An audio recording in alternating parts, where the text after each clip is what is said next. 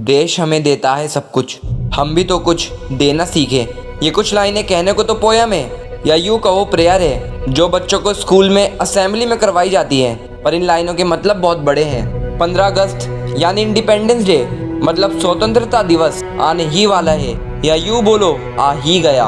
वो दिन आ गया जिस दिन को देखने के लिए कई लोगों ने अपनी जान को देश के ऊपर कुर्बान कर दिया।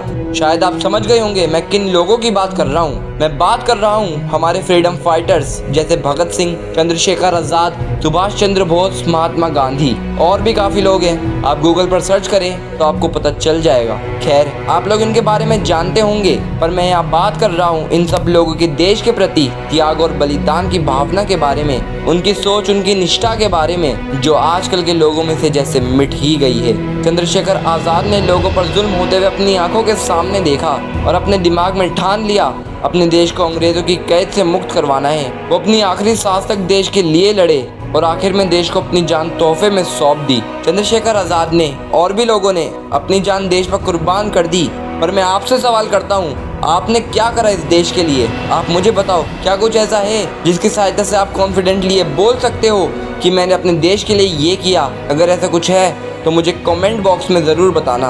चाइना तरक्की कर रहा है, जापान में न्यू टेक्नोलॉजीज, न्यू टेक्निक्स आ रही हैं, नई नई चीज़ों का आविष्कार हो रहा है, तो मुझे जवाब दो, क्या हमारा देश आगे बढ़ना, तरक्की करना डिज़र्व नहीं करता?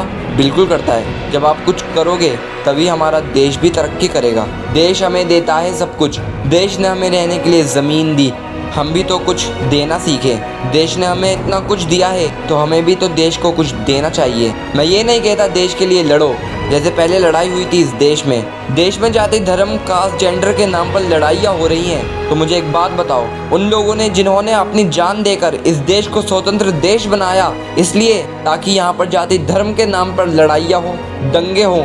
नहीं, ताकि इस देश में हर धर्म के लोग साथ मिलकर भाईचारे से रहे। तो अभी से शुरुआत करो, अपने दिमाग से ऊंच नीच, ऊंची जाति, नीची जाति, इन सबको निकाल दो और देश में तरक्की करने के लिए तुम्हें सफल होना होगा और तुम्हें कामयाब होने के लिए पढ़ना होगा। तो जब तुम तरक्की करोगे तो ये देश भी तरक्की करेगा।